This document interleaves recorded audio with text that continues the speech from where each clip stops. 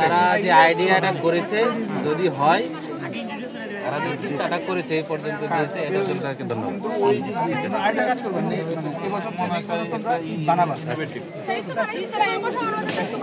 অল্প সময় না, 1 বছর সময় আছে না, 1 বছর আগামী বছর থেকে নিয়ে আসবা রেডি করে। হ্যাঁ, আমরা অ্যাপ্লাই করবো, তাহলে আরো বেশি দেখতে হবে। এটা যেমন তোমরা নিয়ে আসছো, দেখে আমরা বুঝতে পারছি এটা দিয়ে তোমরা ব্যাগ থেকে গিয়ে অনেক কিছু বানানো দিয়ে আসো, এরকম ট্রাই করবো যে কাজটা করা বুঝতে পারছো? ঠিক আছে,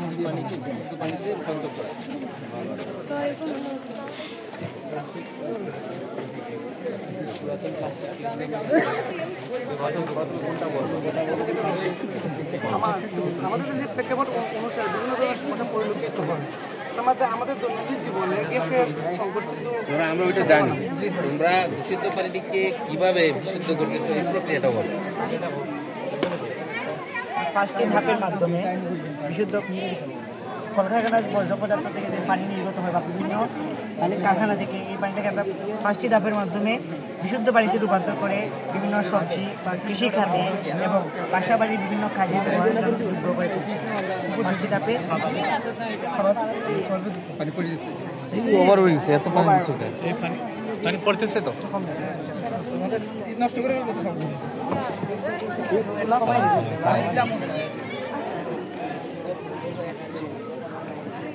এটা যা এটা হয়ে গেছে ডাউন, এটা আরেকটু বড় লাগবে, পানি আসবে, ঠিক আছে?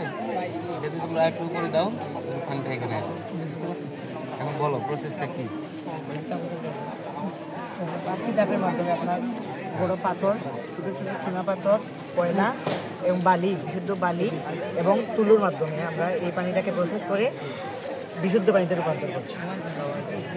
এমনিতে আমরা চাইলে ফিটকিরি বা অন্য জীবাণুনাশক দিয়ে আমরা করতে পারতাম, কিন্তু এতে এই বিষয়টা অনেক এক্সপেন্সিভ, অনেক ব্যয়বহুল হতো। আর এইভাবে করলে আমরা অনেক পানি একসাথে বিশুদ্ধ করতে পারবো, বিভিন্ন কাজে ব্যবহার করতে পারবো, সাশ্রয় হবে অনেক। এটা যে তোমরা করবা, এই প্ল্যানটা কীভাবে করবা? প্ল্যানটা নির্মাণ করতে হবে, এটা খরচ হবে না? এটা খরচ হবে সাশ্রয়, একবার এক খরচ হবে, পরে তো আর এই তো খরচ হবে, পরে খরচটা একটু কম। কি দিচ্ছ? পাথর, নদী পাথর, কয়লা, বালি এবং তুলোর মাধ্যমে বিশুদ্ধ পানি। এই পানিটা আমরা এটার সিরিয়ালটা কিভাবে করলা? আগে পাথর হবে, পরে বালি হবে? আগে পাথর, তারপর নদী পাথর, তারপর কয়লা, তারপর বিভিন্ন প্রসেস করে অনেক সময়। এটা কেন এরকম হলো? কেন অনেক সময় পর আগে কেন তোলা হলো না? আগে তোলা হলে স্যার এটা বিশুদ্ধ হয়ে না, এটা বলো আমাকে। তোমরা এভাবে বললে তো হবে না, তোমাদের এটা সায়েন্স প্রজেক্ট, আমাদের বলতে হবে কেন তোমরা আগে পাথর দিয়েছো, বড় পাথর, তারপর কেন নুড়ি পাথর, তারপর কেন চারকোল, তারপর কেন স্যান্ড, কটন, ভিতরে যাও কেন এভাবে আসলো? এটার কারণটা কি জানো কিনা? প্রতিটা ধাপেরই কিন্তু এক একটা ফাংশন আছে, ঠিক আছে? বড় ময়লা, ছোট ময়লা, আরো যা এভাবে পরিশোধন হয়ে লাস্ট ধাপে আসে। সব লাস্টে এসে আপনার তুলার মধ্যে সবচেয়ে ক্ষুদ্র ক্ষুদ্র ময়লা আছে, এগুলো আটকে থাকবে। তারপর তো বালুর মাধ্যমে আছে, কয়লার মাধ্যমে পানিটা একটু বিশুদ্ধ হবে, নদী পাথর। তারপর এই যে প্রজেক্টগুলো যখন তোমরা নিয়ে আসবা, তোমাদের মূল বিষয়গুলো, এটার সায়েন্টিফিক প্রসেসটা কি, এটা তোমাদের জানতে হবে। প্রিন্সিপাল মূলনীতিটা কি, কেন আমরা একের পরে এক দিচ্ছি, বিভিন্ন গ্রেডে দিচ্ছি। বড় পাথর, তার মানে ওটার মধ্যে যে তোমার পোরগুলা থাকবে ওগুলো বড়, ঠিক আছে? তারপরে তুমি দিচ্ছ হলো গ্র্যাভেল, এটা হলো নুড়ি পাথর, তাই না? আরেকটু ছোটো করে দিচ্ছ, এটা কেন দিচ্ছ? আরেকটু ছোটো হচ্ছে, তাই তো? এটার যে প্রক্রিয়া, এই জিনিসটা জানতে হবে। কেন আমরা দিলাম? সর্বোচ্চ আমরা এখানে তুলার মধ্যে আসি। আমরা যদি এখানে বালি রাখি, বালিরও তো বিভিন্ন ধরনের সাইজ আছে। বালির উপর যদি আমরা পানি ছেড়ে দিই, তখন যে পানিটা নিচে যাবে না, কিছু জিনিস উপরে থেকে যাবে। এরপরে কি জিনিস থাকতে পারে ওই পানির মধ্যে দূষিত, ঠিক আছে? এই জিনিসগুলো দেখবা। আরেকটা কি আছে? Plastic waste. হ্যাঁ, এটা কীভাবে হবে?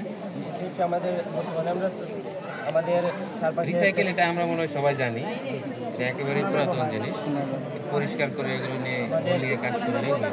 আমাদের এলাকায় এরকম প্রয়োজন, কারণ আমাদের সুনামগঞ্জের মধ্যে এরকম কারখানা বা এই জন্য ঠিক আছে, এটা এটা পেট্রোল পানির সাহায্যে গ্যাস পেট্রোল পানির সাহায্যে আমরা কিন্তু সহজেই আগুন ধরাতে পারি। এখন কথা হলো পেট্রোলের সাহায্যে তো স্যার আমরা আগুন ধরাতে পারি, কিন্তু পানি এবং পেট্রোল মিলে স্যার একটু বায়ু প্রেশার ক্রিয়েট করে আমরা একটা গ্যাসে আমরা রূপান্তর করবো, তারপরে আমরা গ্যাসে আমরা চুলে আগুন ধরাতে পারবো।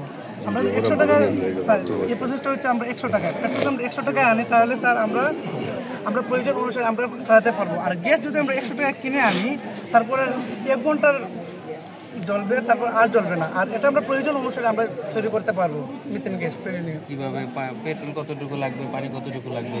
1 লিটার পেট্রোলের জন্য আমরা 500 লিটার পানি 5 মিলিমিটার পানি আমরা যথেষ্ট। আর তাহলে কোনটা বেশি, পেট্রোল বেশি হলো না পানি বেশি হলো? পেট্রোলটাকে বাষ্পীয় আকারে কি করতে হয়, এই কারণে পেট্রোলটা বেশি দিন যাবে। 1 লিটার পানি আনুমানিক দুইটা রেশিওটা ভলিউমটা বেশি না 500 মিলি পানির ভলিউম বেশি, কোনটা? অনুপাত পানি আমরা ডিরেক্টলি কিন্তু নিচ্ছি, আমরা পানি খাই, কারণ আমরা এটা বাষ্পীয় বুঝতে পারছো কিনা তোমরা? তুমি যদি পেট্রোল দাও 1 লিটার, পানি দাও 1/2 লিটার, 500 মিলি মানে 1/2 লিটার, তাহলে তোমার বেশি হচ্ছে পেট্রোল। পেট্রোল তো দামি। পেট্রোলটা ডিরেক্ট আমাদের পানি থেকে বাষ্পীয় বলে মাধ্যমে এখান থেকে বায়ুটা। আচ্ছা, এটার প্রক্রিয়াটা বলো, এটা কিভাবে হবে?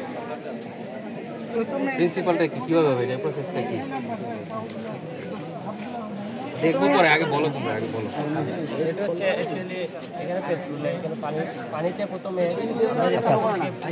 পাম্পটা নিচ্ছি, এই পাম্পটার সাহায্যে আমরা পেট্রোল থেকে যে বুদবুদ সৃষ্টি হচ্ছে সেটা থেকে একটি বায়ু এবং পানির মাধ্যমে ইনফ্লুয়েন্সার হয়ে তারপর গ্যাস উৎপন্ন হচ্ছে, যেটা আমরা জ্বালানি গ্যাস হিসেবে হচ্ছে এলপিজি গ্যাস। আর এটা রান্না কাজে অনেক ব্যবহৃত হয়।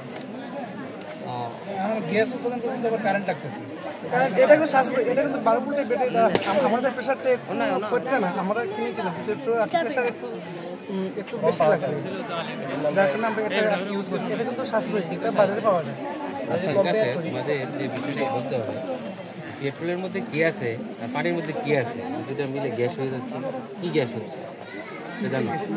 Methane gas. মিথেন গ্যাস কিভাবে লিখে? কার্বন কয়টা?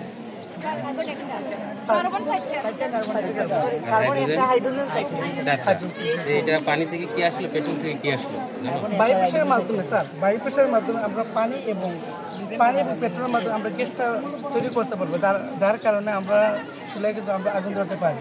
এটা বলা প্রক্রিয়া। কিন্তু গ্যাসটা মিথেন কিভাবে তৈরি হলো এটা জানো কিনা? জি, পেট্রোল থেকে তোমরা কি পেয়েছো, পানি থেকে কি পেয়েছো? পানি তো H2O, জি জি আর পেট্রোল কি? পেট্রোলের সংখ্যা জানো? মিথেন, না, ওইটা তো গ্যাস। পেট্রোল আছে, পেট্রোল কেরোসিন, ওই যে সিরিজ গুলো আছে না, অকটেন, অ্যালকেন না অ্যালকাইন, হ্যাঁ বিউটেন, এলকিন, ভুলে গেছে। এটা আগে স্যারদের কাছে জানবা, আমাদের প্রক্রিয়া বললা যে এইভাবে এইভাবে করলে এটা হয়, কিন্তু এর মধ্যে বৈজ্ঞানিক জিনিসটা কি, কেমিক্যাল রিয়াকশন হচ্ছে, তাই তো?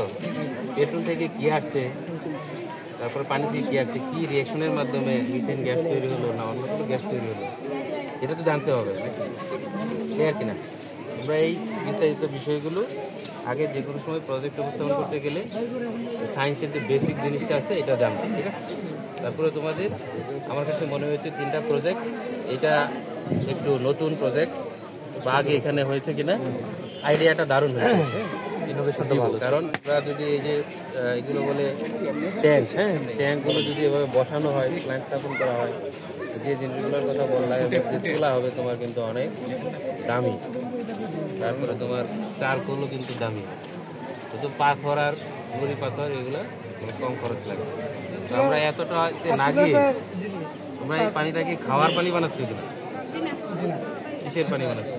আমরা রান্না কাজে বা বিভিন্ন কাজে আমরা ব্যবহার করি, রান্নার কাজে তো খাওয়ার পানি জীবন থেকে থালা বাসন দ্বৈত করার জন্য। এই পানিতে তো খাওয়াও যাবে, এইটা বিশুদ্ধকরণ তো একটা প্রক্রিয়া, পানি বিশুদ্ধকরণ, তাহলে তো এটা তো খাওয়া যাবে, খাওয়া যাবে না কেন? এটা তো জাম থাকার কথা না। যে ময়লা বানাতে এটার জন্য খাওয়ার জন্য বড় আকারের যে ময়লাগুলো রয়েছে, তাহলে এই ক্ষেত্রে যদি এইগুলোর মধ্যে কিন্তু তোমার ময়লা যাবে কিন্তু গন্ধ যাবে না, সেটার জন্য কোনো কিছু রাখছো কিনা গন্ধ দূর করার জন্য? তোমরা এখনই কিন্তু ব্লিচিং পাউডারের বিষয় চলে আসে, বুঝতে পারছি? মানে যেহেতু খাবারের তোমরা রান্না বান্নার কাজে ধোয়ার ক্ষেত্রে ব্যবহার করবো, একটা গন্ধের বিষয় আছে, ময়লা তো শুধু একটা হলো কঠিন বর্জ্য, ঠিক আছে, একটা হলো বায়ু, ওই গর্তটা কিন্তু বায়ু, এটা যখন আসবে তখন সেটার জন্য একটা আসবে। তো ওভারঅল তোমাদের প্রেজেন্টেশন ভালো হয়েছে। এটা একটু রান করে দেখাও, এটা দেখি আমরা দেখেন তো কাজ করতেছি।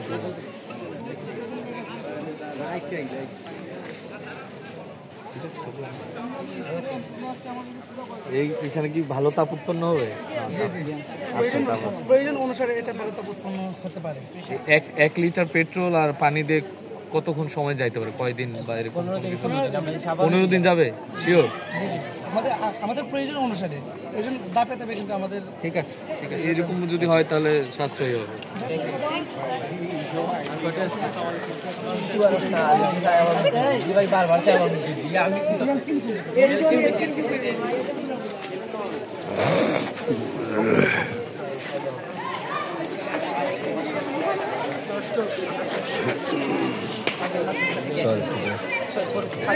আপনাদের সবাইকে শুভেচ্ছা। আমাদের যে প্রকল্পটি রয়েছে এই প্রকল্পটি হচ্ছে নবায়ন বর্জ্য নিরোধক নবায়নযোগ্য শক্তি সম্পন্ন স্বয়ংসম্পূর্ণ আবাসিক এলাকা। আমাদের দুটি এলাকা রয়েছে, একটি হচ্ছে রেজিস্ট্রেশন এলাকা, একটা আবাসিক এলাকা। আমাদের যে রেজিস্ট্রেশন এলাকা থেকে আমরা বিদ্যুৎ উৎপন্ন করবো। বিদ্যুৎ উৎপন্নের জন্য আমাদের প্রকল্প রয়েছে 4টি। একটি হচ্ছে উইন্ডমিল বায়ুর মাধ্যমে টারবাইনের সাহায্যে ঘুরে বিদ্যুৎ উৎপন্ন করতে, এবং আমাদের রয়েছে সোলার সিস্টেম। এই সোলার প্যানেলের মাধ্যমে সৌরশক্তির মাধ্যমে বিদ্যুৎ উৎপন্ন হবে। আমরা এগুলো আমাদের রেজিস্ট্রেশন আমাদের কেন্দ্রীয় পাওয়ার হাউসে সংরক্ষিত করব। এবং আমাদের রয়েছে কার্বন ন্যানোটিউব ও ইস্পাতের দ্বন্দ্ব। এটি আমাদের দুটি কাজে আসবে। একটি হচ্ছে আমাদের পরিবেশ বান্ধব, যখন বজ্রপাত হবে বজ্রপাতের সময় এলাকার যে বজ্র এই বজ্র থেকে রক্ষা করবে। আমাদের এটি টেনে নিয়ে আমাদের এলাকাকে সুরক্ষিত রাখবে। এবং আরেকটি কাজ হচ্ছে আমাদের জানি আমাদের বজ্রের সময় 1 থেকে 1.5 কোটি ভোল্ট উৎপন্ন হয়, 1 থেকে 1.5 কোটি হয়। আমাদের এটি বিদ্যুৎ উৎপন্ন করবে। আমাদের যখন বজ্রপাত হবে তখন এটি high voltage power house receiver power হাউসে জমা হয়ে তখন আমাদের কেন্দ্রীয় পাওয়ার হাউসে জমা হবে। আমাদের আর রয়েছে পানি ট্যাঙ্কে। এটি যখন আমাদের পাতা থেকে পানি উঠবে তখন আমাদের যে পানির সুইচটা রয়েছে এই পানির সুইচের মাধ্যমে বিদ্যুৎ উৎপন্ন হবে। এবং যে আমাদের গ্রামের মানুষরা যখন পানি দিবে, এই গ্রামের মানুষের পানি নেওয়া থেকে যে স্রোত হবে এই স্রোতের মাধ্যমে আমাদের এটা থেকে পানি বিদ্যুৎ উৎপন্ন হবে। আর আমাদের এলাকা পরিষ্কার রাখার জন্য আমাদের রয়েছে বায়োফুয়েল হাউস। এই বায়োফুয়েল হাউসে এলাকার যে আবর্জনা আছে সব আবর্জনা এখানে রেখে আমাদের গ্যাস উৎপন্ন হবে। এখান থেকে গ্যাস উৎপন্ন হয় আমাদের আবাসিক এলাকায় সাপ্লাই হবে। আমাদের যে বজ্রপানি রয়েছে এই বজ্রপানি জলাশয়ে জমা থাকবে। আমাদের রয়েছে আবাসিক এলাকা আমাদের যে এখান থেকে কেন্দ্রীয় পাওয়ার হাউস থেকে যে বিদ্যুৎ হয়েছে আমরা আবাসিক এলাকায় বিদ্যুৎ সাপ্লাই দেবো এবং গ্যাসও সাপ্লাই দেবো। গ্যাস সাপ্লাই আমাদের দেখাই নাম্বার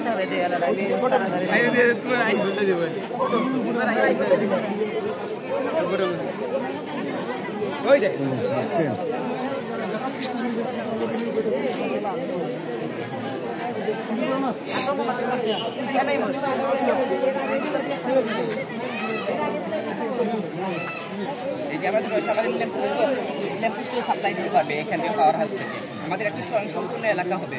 যদি আমরা এইভাবে একটি প্রকল্প বানাতে পারি, বাস্তবে বানাতে পারি, তাহলে আমাদের এইভাবে গ্রাম বাইরে থেকে উৎপাদন করা লাগবে না, বাংলাদেশ থেকে বিদেশ থেকে আনা লাগবে না, এমনকি আমাদের গ্যাসও চলবে। আচ্ছা, প্রথম কোশ্চেন হচ্ছে উইন্ডমিল চালাইতে যে পরিমাণ আমাদের বাতাসের গতিবেগ লাগে, বাংলাদেশে কি আমরা যে জায়গায় স্থাপন করবো যে আমাদের এই গতিবেগটা আছে? আমাদের এই সমুদ্র এলাকায় এটা আমাদের জন্য চট্টগ্রামে কক্সবাজার রয়েছে, কক্সবাজারে আমরা এটা লাগাতে পারি। এখানে জগন্নাথপুরে এখানে বাতাস যে বর্ষার সময় যে বাতাস আছে এই বাতাসে হবে, কিন্তু আমাদের খাল রয়েছে শীতকালে তো আমাদের সেরকম বাতাস হয় না। এটা সবচেয়ে উপযোগী হবে কক্সবাজার এলাকায়, চট্টগ্রাম এলাকায়, কারণ চট্টগ্রাম এলাকায় সমুদ্র রয়েছে, সমুদ্র বন্দর রয়েছে, এখান থেকে খুব বাতাস আসবে। আর যেটা হয়েছে পানির স্রোত, বাংলাদেশে একমাত্র লেক আছে যেখান থেকে আমরা পানি বিদ্যুৎ উৎপন্ন করি, কোথায় এটা?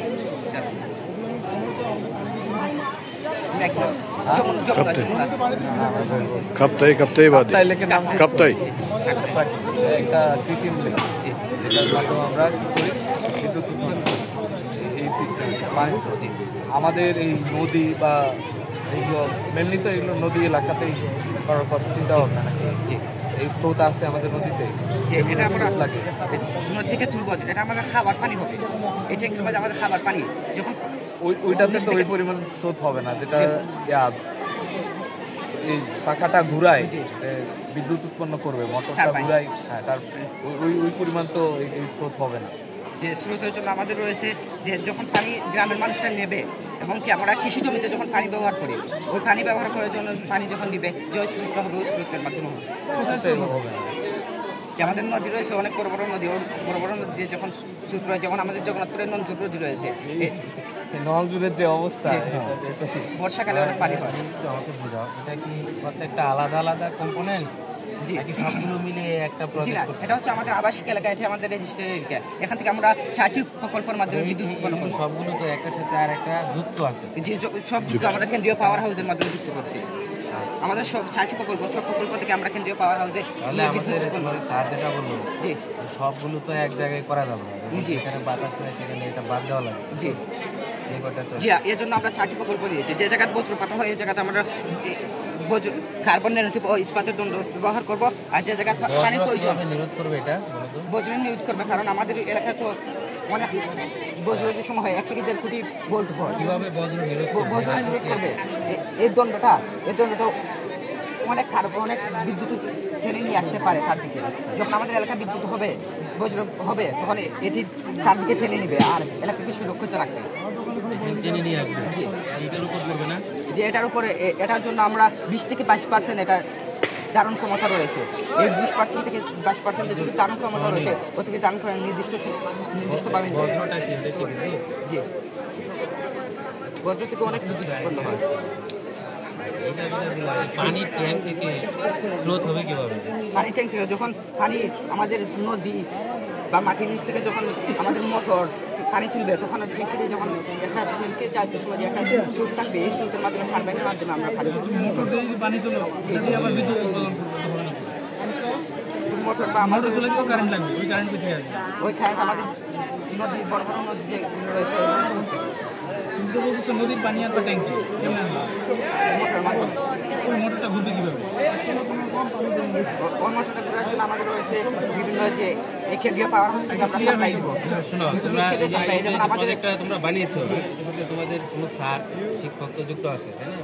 যে আমাদের হেল্প করেছেন আমাদের। বিজ্ঞানের শিক্ষক, তো তোমরা কয়জন মিলে গ্রুপ করেছো এটা? আমরা মোট ছিলাম 8 জন। 8 জন। তো তোমরা যখন এটা তোমরা প্রস্তুতি নাও নাই প্রতিষ্ঠানে, জি, একজনকে প্রশ্ন করো না এটা কিভাবে হবে, এটা কিভাবে হবে, এগুলো জিজ্ঞেস করো না? সবগুলো প্রশ্নের উত্তর তোমাদের কাছে আছে? আলহামদুলিল্লাহ চেষ্টা করছি। তাহলে এই প্রশ্নগুলো আমরা যেগুলো করতেছি এগুলো কেউ করে নাই। যে আমরা একটা উপস্থাপনায় যাচ্ছি, স্যার যদি জিজ্ঞেস করে যে এখান থেকে কীভাবে বিদ্যুৎ হবে, তাহলে আমরা কি বলবো? একটু আলোচনা করছো তোমরা? আচ্ছা, উপরে থাকো তাহলে ভালো, কারণ সবার এই জিনিসগুলো জানা থাকতে হবে। জি, যে আমাদের তো বিজ্ঞানের প্রজেক্ট, বিজ্ঞানটাকে আমরা কিভাবে কাজে লাগাচ্ছি, এখানে বিজ্ঞানের কোন সূত্র, হ্যাঁ কোন নীতি এখানে কাজে লাগতেছে, এটা আগে জানতে হবে। এরপরে আমাদের দেখতে হবে এটাকে বাস্তবে ব্যবহার করা সম্ভব কিনা, এরপর চিন্তা করবে মানুষের অর্থের সাশ্রয় হবে কিনা।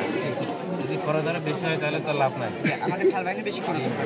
ঠিক আছে, পানি থেকে কিছু আসসালামু আলাইকুম।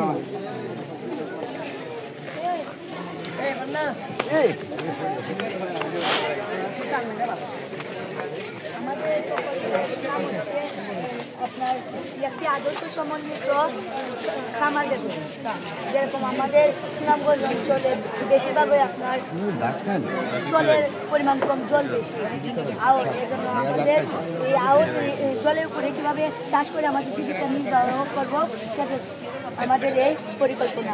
যেরকম এই ট্রের উপরে আমরা ধান চাষ করতে পারি, ধান চাষের মাধ্যমে আবার আমরা সবজি চাষও করতে পারি। এটা একটা পুকুর, আর এটা হচ্ছে পুকুরের পাড়। আর এই সবজি ধান চাষের পাশাপাশি আমরা কিন্তু মাছ এবং আঁশেরও চাষ করতে পারি। কিসের মধ্যে হবে? ট্রের উপরে, পানির মধ্যে ট্রে দিয়ে এগুলো উপরে, যাতে আমাদের অনেক অনাবাদী ফসল আছে সেগুলোকে সুফলা করতে পারি। সেই জন্য আমাদের সবজির পাশাপাশি মাছও চাষ করবো। এর মধ্যে এখানে আপনার আঁশের ঘর আছে, সেই আঁশের ঘরের মধ্যে বিভিন্ন ব্রয়লার হাঁস মুরগি চাষ করবো। আর এখানে পাড়ের মধ্যে আমরা বিভিন্ন ফল গাছ যেমন আম, কলা, পেঁপে এগুলো লাগিয়ে আমাদের ফলের গাছটি পূরণ করতে পারি। আর এটা হচ্ছে বিনা খরচে পানি উত্তোলনের মেশিন। এটা দিয়ে আমরা পানি উত্তোলন করতে পারবো। যেমন এটা যদি আমরা অন করে দিই তাহলে এদিক দিয়ে পানি পড়বে, আর এটা পুকুরে থাকবে। এখানে বায়ুর চাপে আমাদের পানি অনেক জায়গায় স্থানান্তর করতে পারবো বিনা খরচে। এতে কোনো তেল কোনো কিছু প্রয়োজন হবে না। আবার যে সময় আমাদের পানি দূষিত হয়ে যাবে, গ্যাস হবে, তখন আমরা একটি নৌকা বা খুঁটির মাধ্যমে এভাবে পানি দিয়ে আবার জলের পানি এখানের মধ্যে ফেলে দিয়ে আমরা এটিকে অক্সিজেনের মাধ্যমে করে তুলতে পারবো, বিশুদ্ধ করে তুলতে পারবো।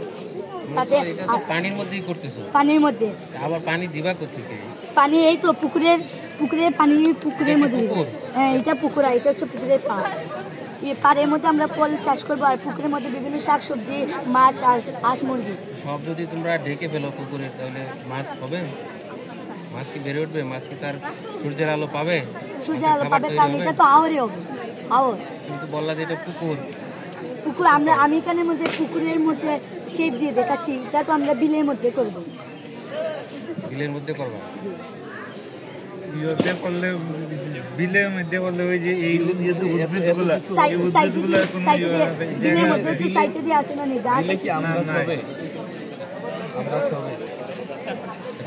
পানির বিষয়টা বুঝি নাই।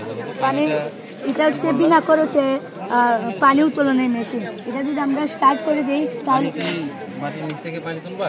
মাটির নিচ থেকে না, এই পুকুর থেকে। মানে ধরেন এই নলটা যদি পুকুরে থাকে আর এটা স্টার্ট করে দিই, এখানের মধ্যে বায়ুর চাপে পানি দিক দিয়ে বেঁচে থাকবে। এর জন্য আমরা বিভিন্ন গাছপালায় পানি দিতে পারবো। আবার এটা যদি এইভাবে নিয়ে দেই, পানি যদি বিশুদ্ধ হয়, এই পানির ফলেই আমাদের পুকুরটার মধ্যে যে ঢেউ উঠবে যাতে দূষিত বিনা খরচে আপনার জল উত্তোলনের মেশিন। পানি কিভাবে এখানে বায়ুর চাপ তৈরি হবে? বায়ুর চাপ এখানের মধ্যে এটা যে সময় স্টার্ট করবো, এখানে তো ফুল ভর্তি থাকবে পানি, সে সময় এখানে বায়ুর গাছে থাকবে, তখন এই জল দিয়ে বায়ুর গাছটা পূরণ হবে। মানে বলতে চাইছি এই যে আমাদের মেশিনটা যদি আমরা স্টার্ট করি, তাহলে তো এটা তো ফুল ভর্তি থাকবে, এটা দিয়ে পানি বের হবে, তখন এইদিকে কিন্তু একটু বায়ুর চাপ থাকবে, কারণ এটা কিন্তু খালি হয়ে যাচ্ছে। পুকুর না, এটা হচ্ছে পাম্প বলতে পারেন। পাম্প না, রিজার্ভার না। এখানে পানিটা কোথা আসবে? পানিটা এই তো পুকুর থেকে আসবে। নলটা থাকবে পুকুরে, আমরা এটা দিয়ে যাতে বিভিন্ন গাছপালায় পানি দিতে পারি। আবার যে সময় এই নল থাকবে পুকুর থেকে এটার মধ্যে কিভাবে আসবে? এটার মধ্যে পুকুরে পানি আসবে কিভাবে? এই তো এটা যে সময় আমরা চালু করব, এটা তো প্রথমে ভর্তি থাকবে, তখন এটা বের কিভাবে পানি দিয়ে ভর্তি কিভাবে? প্রথমে ভর্তি থাকবে, আমরা জল রাখবো, তারপরে এটা যে সময় চালু করবো জলটা তো বেরিয়ে যাবে, তখন এই দিক থেকে জল বায়ুর গাছে পূরণ করতে জলটা উঠবে, আর আমরা বিভিন্ন জায়গায় জল দিতে পারি। মুখে বলে ফেলতেছে, এভাবে তো পানি কাজ করে। বায়ুর ঘাটতি পূরণ করতে জল উঠে যাবে। পানির ওজন বেশি না বায়ুর ওজন বেশি? ওজন ভর পানি বেশি না, বায়ুর ঘাটতি পূরণ করতে পানি আসবে। মেশিনটার কথা বলতেছে, এখানে বারবার বলতে মেশিন হবে। কি মেশিন? এটা জল উত্তোলনের মেশিন। জল উত্তোলনের কোনো মেশিন আছে? এটা তাইলে উঠাইতে হবে মোটরের মাধ্যমে। না অটোমেটিকলি তো উঠবে না। একটা পাম্প লাগবে, ভ্যাকুয়াম পাম্প। আমরা দেখছি সাধারণত স্যার, আমরা সাধারণত দেখছি যে তেলের ড্রাম থেকে এইভাবে টান দিয়া আনে, যখন আনে তখন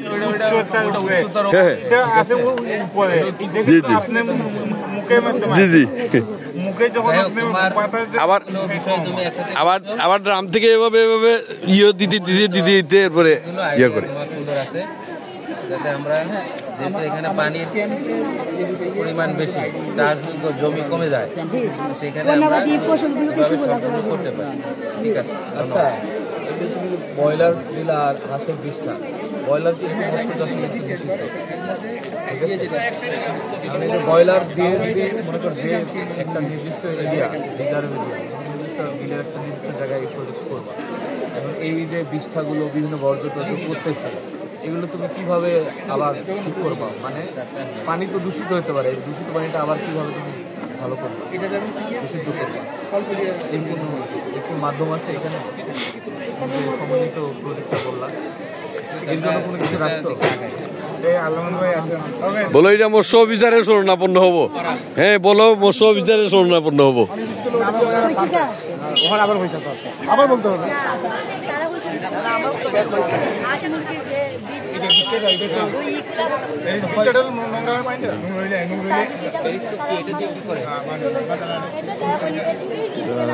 একটু আপনি স্যার একটু ওখানে ওখানে সারদের পাশে আছে।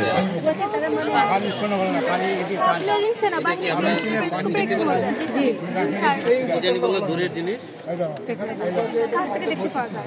দূরের জিনিস না, এটা আমরা এক দেওয়াল থেকে আরেক দেওয়াল দেখতে পারি না।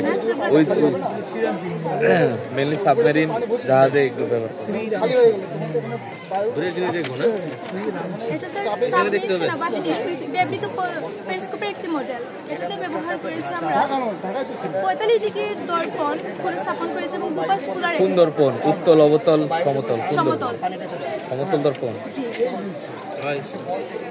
সমতল দর্পণ স্থাপন করেছি এবং দুপাশ খোলা রেখেছি যাতে করে আলোক রশ্মি প্রতিফলিত হতে পারে।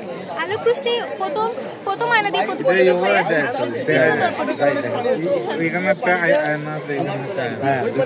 আচ্ছা পেরিস্কোপ তো এটা অনেক পুরাতন জিনিস তাই না?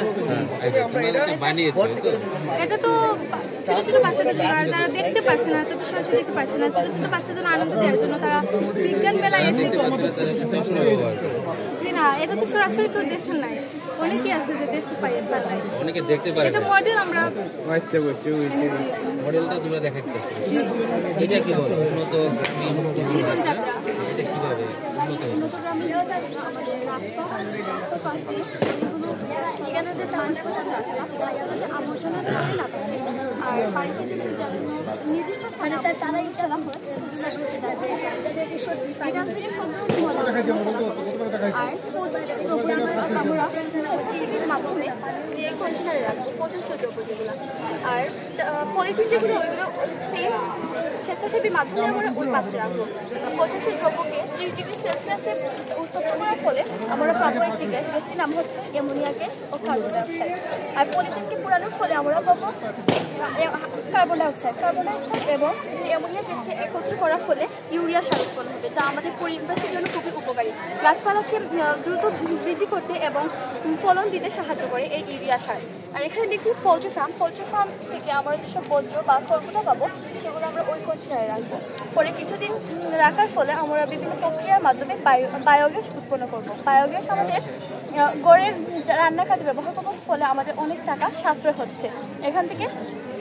আর আইসোলেশন কেন্দ্রে আমাদের পরিবারে কেউ অসুস্থ হলে যাতে তার থেকে কেউ ছড়িয়ে পড়ে মানে সংক্রমিত না হয়, তার জন্য আমরা এটির ব্যবস্থা করেছি। সেখানে আমাদের পরিবারের সবাই সেবা গ্রহণ করে দ্রুত সুস্থ হয়ে উঠবে এবং তার থেকে পরিবারের কেউ আর সংক্রমিত হবে না। আর এখানে দেখতে পাচ্ছি আমাদের আবাসিক হোস্টেলে দূর দূরান্তের ছাত্রছাত্রী যারা আছে তারা তো প্রতিদিন অনেক দূর থেকে আসতে হয় স্কুল কলেজে, সেজন্য আমরা এর ব্যবস্থা করেছি যাতে এখানে থাকার ফলে তাদের যাওয়া আসার ব্যবস্থা খুবই সহজতর হয়ে ওঠে।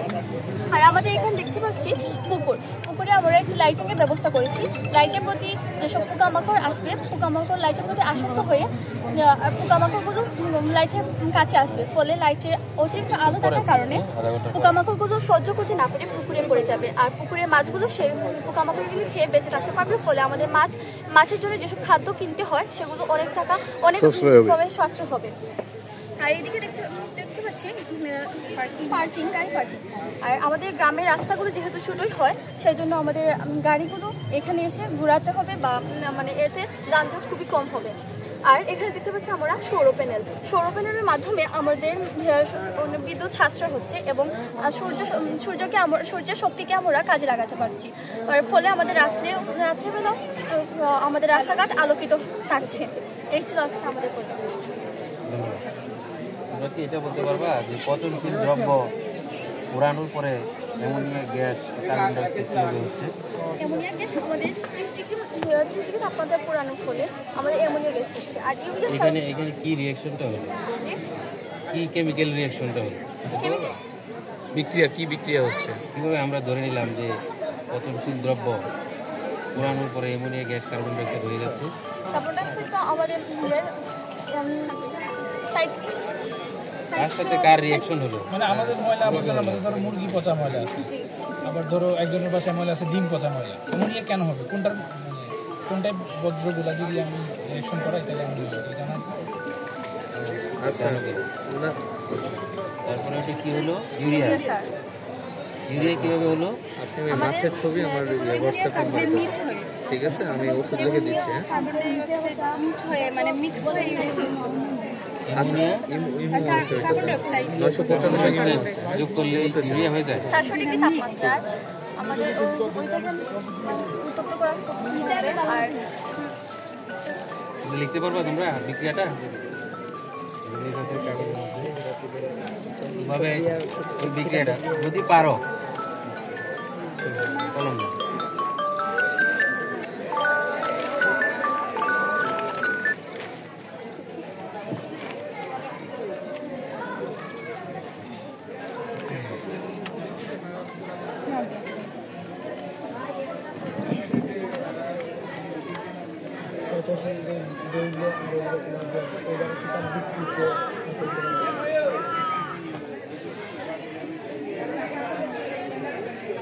বিক্রিয়াটা দেখো শুধু কেমিক্যাল রিঅ্যাকশনটা লিখো। তোমরা কোন ক্লাসে?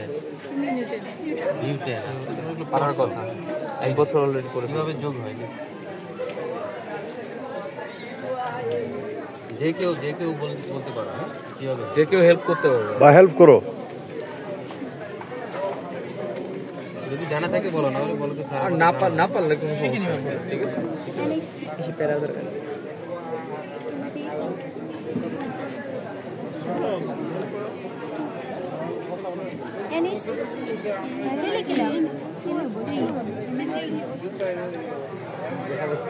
তাহলে শুধু দেখা যায়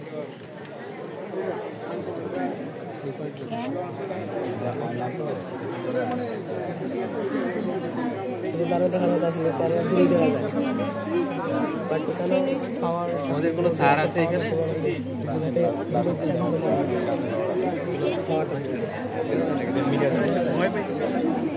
শুধু দেখা যায় সব দিকে দেখা যায়। কার্বন ডাইঅক্সাইড তো CO ঠিক আছে, অসুবিধা নেই, আমরা পরে এটা জেনে নিচ্ছি। তোমাদের উপস্থাপনা সুন্দর হয়েছে। আচ্ছা আর লাস্ট কোশ্চেন, পুকুরে যে তোমরা বললা যে লাইট দিলে পোকা আসে পড়ে, পোকা থেকে মাছ খাবে, সব মাছ কি পোকা খায়? কোন মাছ খায়? একটু দু একটা মাছের নাম শুনতে চাই। রুই, ঘাস কাপ পোকা খায়? Sure? না ঘাস কাপ খায় না। যেগুলো হচ্ছে কার্নিভোরাস, মানে অন্য প্রাণী জাতীয় কে খায়, মানে জুপ্লাঙ্কটন জাতীয় বা প্রাণী জাতীয় খায়। কার্নিভোরাস যেমন বোয়াল, শোল, গজার, টাকি, এগুলো হচ্ছে পোকা টোকা টাইপের জিনিস খায়। কিন্তু রুই, কাতলা, মৃগেল এগুলো কার্নিভোরাস না, এদেরকে পোকা টোকা দিলে কিন্তু জীবনে খাবে। ঠিক আছে? ওকে, ঠিক আছে, ঠিক আছে।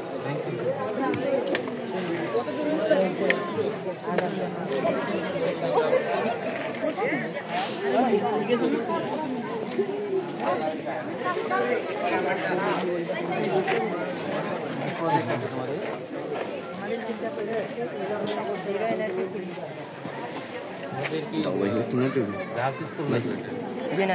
তুমি শুধু একা 7-8 জন ছেলেরা আসে না এগুলো? হ্যাঁ, ছেলেরা পড়াশোনা কম করে নাকি? আচ্ছা বলো, কি প্রজেক্ট? এটা হচ্ছে খাদ্য সামগ্রী সতেজ রাখার জন্য ফ্রিজারের বিকল্প। এটা ফ্রিজারের বিকল্প বলো তো কিভাবে কাজ করে এটা? এটা হচ্ছে আমাদের পানির ট্যাঙ্ক। এটা কোনো বিদ্যুতের প্রয়োজন নেই। এইটাতে দিনে 3 বার পানি রেখে দিলে এটা আস্তে আস্তে এদিকে চলে যাচ্ছে। আর এখানে 2টা দেয়াল দেওয়া হয়েছে, আর মাঝখানে মাটি